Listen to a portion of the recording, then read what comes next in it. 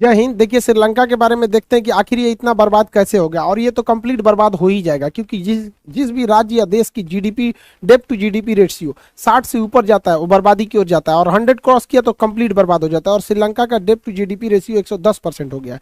देखिए, श्रीलंका को आज़ादी मिली 4 फरवरी 1948 को। यहाँ पे 22 मिलियन लोग रहते हैं यहाँ पर। इसका पुराना नाम सीलोन था। पहले ये भारत से शुरुआत में कई सारी इससे लड़ाइयाँ हुई थी। बहुत प्राचीन काल में भारत के राजा करिकाल आक्रमण किए थे वहाँ पे। राजा राज ने किया था, राजेंद्र चोल ने किया था, देवराय द्वितीय ने किया था, कई समय किया था। उस समय इसका पुराना नाम सीलोन था। इसकी राजधानी भी टाइम टाइम पे बदलती रही। एक समय था जब अनुराधापुर थी, फिर इसके राजधानी कैडी हुई, फिर कोलंबो हुआ, अभी इसका राजधानी श्री जयवर्धनपुरम हो गया है। इसके बड़े शहर की बात करेंगे तो इसके नीचे में हम्बनटोटा शहर जो है, यहाँ पर ये काफी बड़ा शहर है हम्बनटोटा, इसका बंदरगाह यहाँ पर। और यहाँ पर ट्रिंकोमाली इसका पेट्रोलियम रिजर्व बहुत बड़ा है, जिसे भारत ने अभी लीज पर ले लिया। इसका ऊपरी राज्य जाफना कहलाता है। ये वाला जगह जाफना है, जहाँ पर लिट्टे नामक एक उग्रवादी संगठन पनपा था। अब इसके बारे में एक एक करके समझते हैं। देखिए, श्रीलंका का 2 ही बिजनेस होता है, एक इसके यहाँ खेती होती है, दूसरा टूरिस्ट होते हैं। खेती और पर्यटन पे ही ये चलता है, लेकिन इसने पर्यटन पर खुद ही लात मार लिया। जो बचा हुआ काम था उसने कोरोना कर दिया। पर्यटन पर खुद ही लात कैसे मारा? इसने भारत से जो तमिल लोग थे वहां पर ऐसा ऐसा कानून बनाया, नागरिकता खत्म कर दिया। वहां पे लगभग 40,000 लोगों को मार दिया यहाँ पर। और ये तमिल के लोग थे वहां पे। सिंघली बौद्ध की अधिकता है, और ये तमिल जो थे ये ज्यादातर हिंदू रिलीजन से मायने रखते थे। तो ये लोग जो थे इन पर बहुत ज्यादा अत्याचार करने लगे। इनके ऊपर कैंपों में रखा गया, जानवरों की तरह व्यवहार करने लगे, तो जिस वजह से भारत से इनका जो संबंध था बिगड़ते गया। और कोई भी टूरिस्ट पास के देश में जाता है, जैसे हम ही लोग को देखेगा, नेपाल बहुत सारे टूरिस्ट जाते हैं। अब नेपाल संबंध खराब कर लेगा तो अच्छा खासा उसको टूरिस्ट लॉस होगा। उसके बाद यहाँ क्या हुआ? ईस्टर डे ब्लास्ट हो गया। क्रिश्चियंस में 3 त्योहार बहुत फेमस है, क्रिसमस, गुड फ्राइडे और ईस्टर। ईस्टर डे में ब्लास्ट में यहाँ लगभग 250 से ज्यादा लोग मारे गए थे, जिसमें से 45 तो विदेशी क्रिश्चियन थे जो टूरिस्ट यहाँ पे घूमने आए थे। जिस वजह से एक भारत को तो नाराज कर ही दिया, और दूसरे क्या है कि विदेशी पर्यटकों में भी एक डर की भावना बढ़ गई। इसकी गहन जांच कराने के बाद इसने कुछ ठोस कदम पे नहीं पहुंचा, और इसने क्या किया? आरोप लगा था इसमें एक्सट्रीमिस्ट इस्लामिक ग्रुप का, जिस वजह से इसने बुर्का पर बैन लगा दिया। उसके बाद एक और माहौल क्या हो गया? भड़क गया। देखिए, कभी भी इंटरनल पॉलिटिक्स ऐसी नहीं करनी चाहिए कि जिससे कि एक्सटर्नल पॉलिसी को दिक्कत होने लगे। इससे क्या हुआ कि इंटरनेशनल लेवल पर इसकी इमेज खराब हो गई, और इसे लोन लेने में दिक्कत होने लगा। और इसने इसके जो इंटरनल वायलेंस हो रहे थे उसको फेसबुक ने बहुत बढ़ा दिया। यहाँ पर सोशल मीडिया किसी चीज को बहुत बढ़ा रहा है, इसको कंट्रोल करके रखना चाहिए। यहाँ पे जो इतने भी ये डूबा है, इसमें फेसबुक का भी बहुत बड़ा हाल है। भारत में भी क्या है कि मीडिया को भी यहाँ क्या है कि अगर कोई अप्रिय घटना होती है, जैसे दिल्ली में हिंसा हुई थी, उसे सप्रेस करके दिखाना चाहिए। आप कल्पना करके सोचिए, अगर हम लोग को ये न्यूज आए कि लंदन में ब्लास्ट हुआ, लंदन में दंगे फसाद हो गए, तो हमारी खबर हमारे दिमाग में क्या इमेज बनेगा लंदन के लिए कि यार लंदन सेफ शहर नहीं है। लेकिन अभी कैसा लगता है? लंदन बड़ा फेमस जगह है घूमने के लिए। तो मीडिया को भी ये सोचना चाहिए कि दिल्ली में अगर कुछ भी होता है तो दिल्ली राजधानी है, उसे सप्रेस करके दिए, पुलिस को काम करने दीजिए। पुलिस से ज्यादा तो मीडिया वाले कूद जाते हैं, हमारे चैनल की टीआरपी बढ़ेगा। देखिए, यहाँ पे 3 इंच का ईंटा था, 12 इंच का घर पे से फेंक दिया, ऐसा ऐसा दिखाएगा सब, जिससे कि ऐसा लगने लगेगा कि वो देश क्या है, अशांत हो जाता है। तो यहाँ पर क्या हुआ था? फेसबुक ने श्रीलंका पे इतना ज्यादा वायलेंस को फेसबुक के एल्गोरिथम ने दिखाया था कि वहां से टूरिस्ट आना ही कम कर दिए। बचा हुआ काम को पूरा कर दिया कोरोना की वजह से इतना लंबा लॉकडाउन लगा, इंटरनेशनल फ्लाइट बैन लग गए, जिस वजह से यहाँ पे पर्यटन पूरी तरह से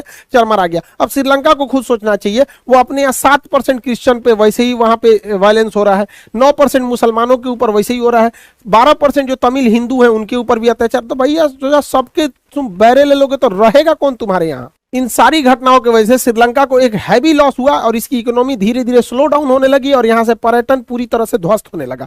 दूसरा इसका व्यापार था खेती। खेती में ये बहुत बड़े पैमाने पर कोकोनट और कोकोनट ऑयल का एक्सपोर्ट करता था।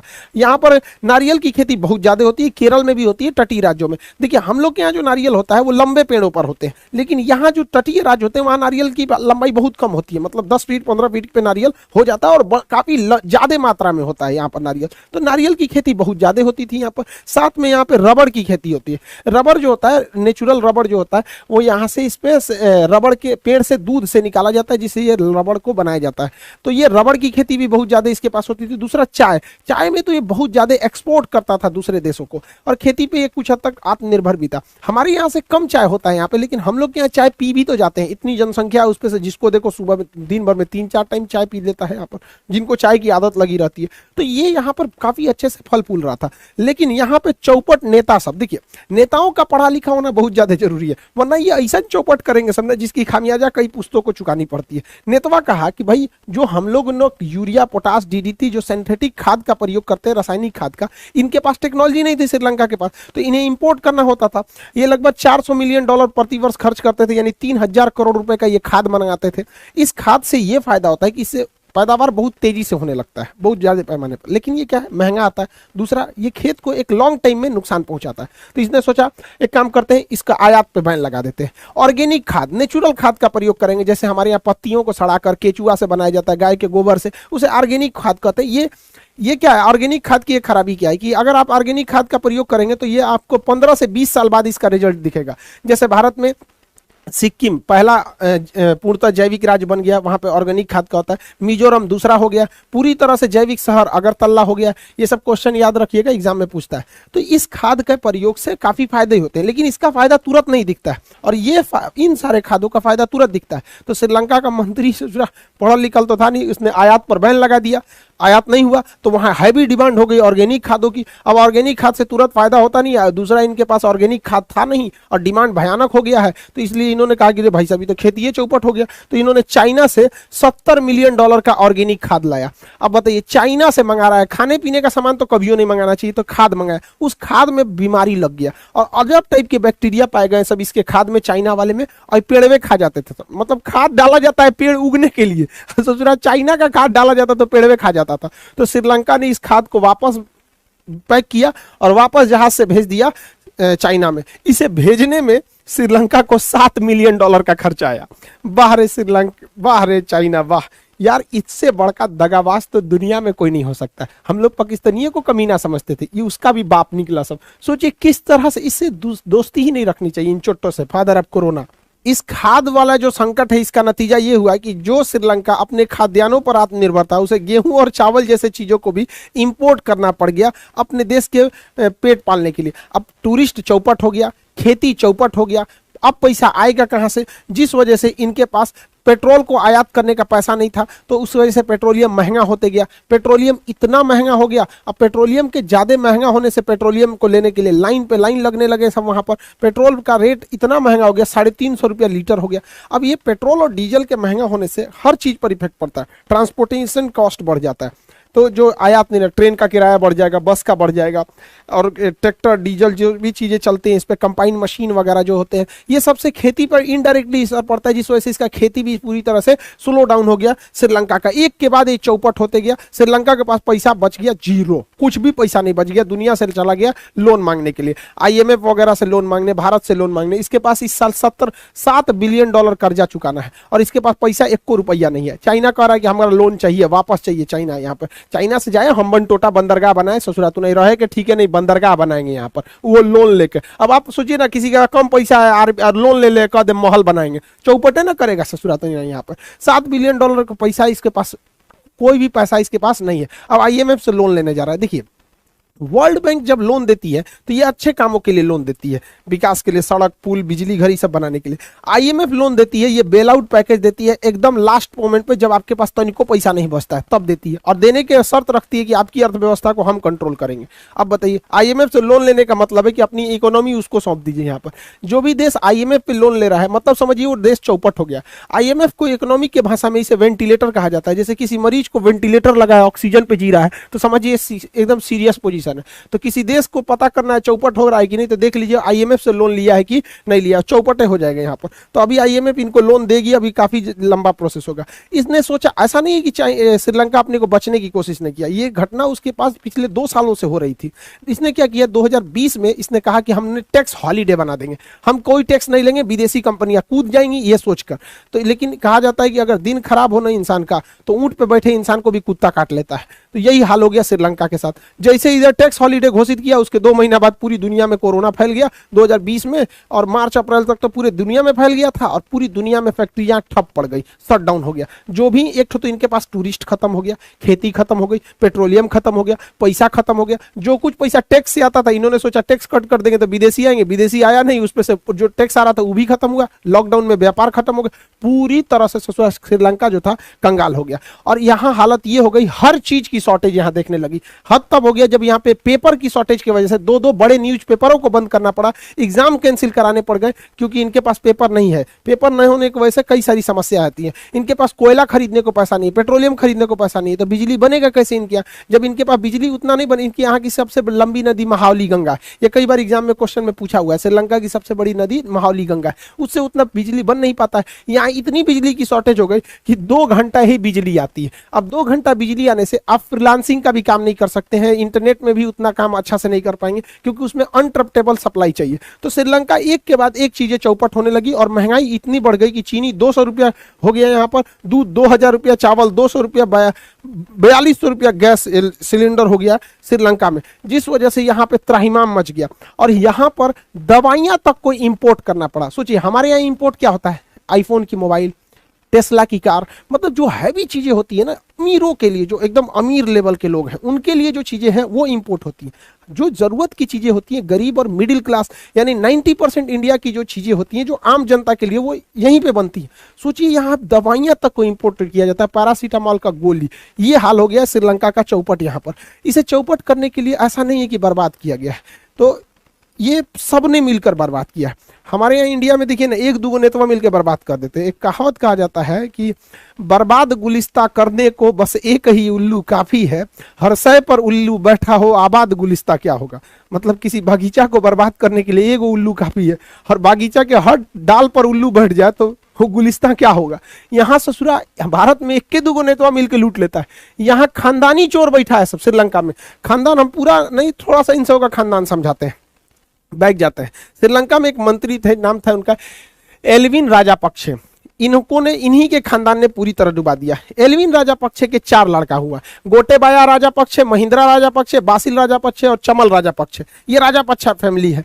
गोटेबाया राजापक्षे की सुनिए ध्यान से, इन्होंने 40,000 तमिलों को मरवाया है। अभी ये वहां के राष्ट्रपति हैं। इनके भाई महिंद्रा राजापक्षे वहां के प्रधानमंत्री हैं। इनके भाई बासिल राजापक्षे वित्त मंत्री हैं, यही ने चौपट किया पूरी तरह। चमल राजापक्षे सिंचाई है, पूरी तरह से इरिगेशन मिनिस्ट्री इन्हीं के पास था, खेती को इन्हीं ने चौपट कर दिया। अभी तो ये है भाई, अब इनको देखिए भतीजा इन सब का, मतलब इनका बेटा। महिंद्रा राजपक्षे के 2 बेटा, नवल राजापक्षे और यूसिया राजापक्षे। नवल राजापक्षे खेल मंत्री है, यूसिया Rajapaksa chief of the staff है, मतलब किसको नौकरी देना है किसको नहीं, इन्हीं को जिम्मेदारी। और ये सिंचाई मंत्री वाला है चमल राजापक्षे, इसका 2 बेटा, एक का नाम है सशिंद्र राजापक्षे, इसके हाथ में कृषि है। देखिए वो सिंचाई डुबाया, ये कृषि डुबाया यहाँ पर। और समेंद्र राजापक्षे, इसके हाथ में श्रीलंकन एयरलाइन की पूरी कमांड है। पूरा ससुरा खानदान एक के पास है। ये खानदानी चोरों ने डुबाया है श्रीलंका को। जब ये परिवारवाद ना पूरी तरह से चौपट कर दिया श्रीलंका को, इन्हीं चोट्टों ने मिलकर। अभी तो हम गोतिया में गिनबे नहीं किए, चचेरा ममेरा कजन वजन बड़ी मंत्री है सब इसके पास। 9 बड़े मंत्री एक ही फैमिली से आते हैं। 70% बजट एक ही फैमिली कंट्रोल करती है। तो चौपट तो होना ठीक फिक्स था यहाँ पर। अब यहाँ पर श्रीलंका में इनके खिलाफ भयानक बवाल फैलने लगा, यहाँ पर प्रोटेस्ट होने लगे, प्रोटेस्ट धीरे धीरे वायलेंस होने लगे। हाल ये हो गया कि यहाँ पर प्रोटेस्टर जो थे ये मंत्रिमंडल के इस्तीफे की मांग करने लगे। मंत्रिमंडल ने इस्तीफा दे दिया, लेकिन ये दूगो जो था सब ये इस्तीफा नहीं दे रहा था सब। तो महिंद्रा राजापक्षे जो प्रधानमंत्री थे उनके घर को जला दिया गया। बाद में इनको इवैक्यूएट करने के लिए आर्मी बुलानी पड़ी, तो इन्हें अपना त्यागपत्र देना पड़ गया। लेकिन गोटेबाया राजापक्षे अभी भी हैं। प्रदर्शनकारियों का कहना है जब तक इस चोट्टा को नहीं हटाएंगे हम यहां से हटने वाला नहीं है। तो यहां पर तो ये हट गए हैं महिंद्रा राजापक्षे, और जब तक ये गोटेबाया नहीं हटेंगे तब तक नहीं होंगे। भाई साहब भारत के तमिलों के 40,000 का जान लिए हो यार, तुम नींद कैसे आ जाती है तुम।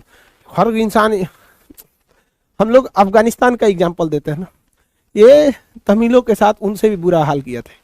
समझ में, आपका देश डिजर्व करता है इसको। भारत के तमिल क्या मांग रहे थे यार, माइनॉरिटी को जीने नहीं देता है सब यहाँ पर। यही हाल हो गया, जियो अब तुम अच्छा से यहाँ पर। अभी आनंद फानल में नया प्रधानमंत्री बनाया गया रानिल विक्रमसिंघे को। रानिल विक्रमसिंघे इसी के करीबी है सब, चोर चोर मौसेरे भाई। इनका कहना है कि अभी तो ये शुरुआत है, अभी तो पूरा फिल्म बाकी है, पूरा श्रीलंका भी और चौपट होगा। IMF इनको लोन अभी दे नहीं रहा है, दुनिया में जल्दी तो लोन इनको कोई दे नहीं रहा है, अभी ये पूरी तरह से चौपट होंगे। तो हर देश को ये सोचना चाहिए, हर राज्य को सोचना चाहिए कि आप अपना वित्त मंत्रालय किसे दे रहे हैं। अनपढ़ों को दे देंगे तो चौपट हो जाएगा। भारत से भी कई राज्य हैं जिनसे अच्छा संकेत नहीं है। समझिए ध्यान से, किसी भी स्टेट का या देश का GDP जो होता है वो ये दिखाता है कि इस साल वहां पर कितने प्रोडक्ट प्रोडक्शन होंगे एक साल में, और उस जीडीपी के बाद डेब्ट टू जीडीपी रेशियो निकाला जाता है कि जितना प्रोडक्शन एक साल होगा उसका कितना परसेंट लोन चुकाने में जाएगा। तो लोन लेना गलत बात नहीं है, बट एक लिमिट में लेना चाहिए। यहाँ पर कहा जाता है कि जीडीपी का 20% अगर आप लोन लिए हैं तो ये एक नॉर्मल चीज है, यहाँ तक ठीक है, लेकिन इससे ज्यादा जाता है तो खतरनाक माना जाता है, और 60% क्रॉस किया तो एकदम ये डेंजर हो जाता है। 60% से ज्यादा डेब्ट टू जीडीपी रेशियो नहीं होना चाहिए। अब होगा कैसे भाई, साल भर में हम जितना कमा रहे हैं उसका 60% उसी में ब्याजें चुकाने में, लोन में कर दें, बचेगा क्या हमारे पास। अब ये स्थिति पे भारत के कई राज्य आ चुके हैं, जिसमें सबसे टॉप पर है पंजाब, खतरे का संकेत है। यहाँ पर 53% यहाँ डेब्ट टू जीडीपी रेशियो, देखिए 20 होना चाहिए, 53 है यानी 60 के पास है, तो वहां पे काफी ज्यादा पॉलिटिक्स खराब था यहाँ पर। तो अभी तो वहां इलेक्शन हुए हैं, एक आध महीने सरकार आई है भगवत मान की यहाँ पर। अब एक आध महीने में कौन सरकार क्या कर लेगी किसी को नहीं पता, कम से कम 2-3 साल रुकने के बाद ही कोई बता सकता है कि इस गवर्नमेंट का क्या स्टैंड है। अभी के लिए करेंगे तो बस एक भारतीय मीडिया है और एक नेता है सब, जो सरकार बनते कहेगा सबकी एकदम ये हो जाना चाहिए। तो पंजाब को इस पे स्पेशली ध्यान देना चाहिए क्योंकि अगली दहलीज पे है। दूसरे नंबर पे राजस्थान है, इनका 39% डेब्ट टू रेशियो है। उसके बाद 38% पश्चिम बंगाल का है, 34% उत्तर प्रदेश का है, और आंध्र प्रदेश का 32% डेब्ट टू जीडीपी रेशियो है। यानी ये लोग श्रीलंका जैसी स्थिति के लिए मतलब अब धीरे धीरे जा रहे हैं। 60% थ्रेशोल्ड क्रॉस कर जाएंगे तो बहुत दिक्कत हो जाएगा यहाँ पे। श्रीलंका का डेब्ट टू जीडीपी रेशियो 110% था, इसलिए डूबा यहाँ पर। ग्रीस जो डूब गया 2012 से 15 के बीच में पूरी तरह, उसका डेब्ट टू जीडीपी रेशियो 200% था, इसीलिए पूरी तरह से चौपट होगा। हमारे अगल बगल के कई देश भी हैं जो इसी संकट में आने वाले हैं, जैसे नेपाल। केपी शर्मा ओली याद होंगे आपको, क्या नौटंकी किया था इस बंदे ने, पूरी तरह भारत और नेपाल के रिश्तों को खराब करके रख दिया। ठीक हुआ ये गया, वरना भारत और नेपाल के रिश्ते को एकदम रसातल पे गिरा देता। इसका डेब्ट टू जीडीपी रेशियो 53% है। यहाँ के वित्त मंत्री को पता ही नहीं है कि ये डेब्ट टू जीडीपी रेशियो होता क्या है यहाँ पर। अब सबसे बड़ा का खतरा तो पाकिस्तान है। पाकिस्तान का डेब्ट टू जीडीपी रेशियो 74% है। आप समझ सकते हैं ये खतरे के निशान को पार कर चुके हैं, अब कभी भी ये बर्बाद हो जाएगा। खतरा इसलिए है कि पाकिस्तान एक परमाणु संपन्न देश है, और परमाणु संपन्न देश का स्टेबल रहना जरूरी है, क्योंकि अगर वहां गृह युद्ध होगा और श्रीलंका जैसी स्थिति होगी, यूक्रेन जैसा स्थिति हो गया, सीरिया जैसा स्थिति हो जाएगा, तो किसी के हाथ में परमाणु बम लग जाएगा, उसे कहीं चला देगा। अब पता चला आप मोहल्ले के किसी नॉर्मल आदमी को AK-47 निकाल दीजिए तो बरस करेगा इसे 47 लेके ले। तो भाई बड़े हथियार जिम्मेदार देशों के पास होना चाहिए। तो भारत के लिए भी एक चिंता का विषय, वहां आतंकवादी हर गली में एगो मिलेगा, कोनो को मिल गया परमाणु बम सीधे चला देगा भारत के ऊपर, ये नहीं देखेगा कि सोच कितना दूर जा पाएगा नहीं। तो देखिए डर उसको होता है जिसके पास खोने के लिए कुछ हो, जैसे भारत है, अमेरिका है, ब्रिटेन है। ससुरा चुट्टा के पास है ये क्या है जो खोने के लिए यहाँ पर है यहाँ पर। और अफगानिस्तान तो देख ही रहे हैं, पूरी तरह से तालिबान के हाथ में चला गया, और इधर म्यांमार देख ही रहे हैं, आंग सांग सूके से पूरी तरह मिलिट्री ले लिया है। तो यहाँ पे म्यांमार में तानाशाही होगा, अफगानिस्तान में तानाशाही होगा, तो दूगो इधर से बर्बाद और ये दूगो कर्जा में बर्बाद, नेपाल और ये आपका पाकिस्तान। तो देखिए अब आगे क्या होता है, बट श्रीलंका को तो बर्बाद होना फिक्स है। बाकी दुनिया के देशों से भी हाथ जोड़ कर विनती है कि सीखो कुछ श्रीलंका से किस तरह बर्बाद हुआ, और चाइना के डेब्ट ट्रैप में मत फंसो। अब भारत के हर राज्यों से कहते हैं कि भाई आप लोग भी अपना वित्त मंत्री सोच समझ के बनाइए कि जिसको ये सब पता हो डेब्ट टू जीडीपी रेशियो क्या क्या होता है। इसे ही नहीं कि उठा के बना दे इसे महिंद्रा राजपक्षे टाइप का कि डुबा देगा।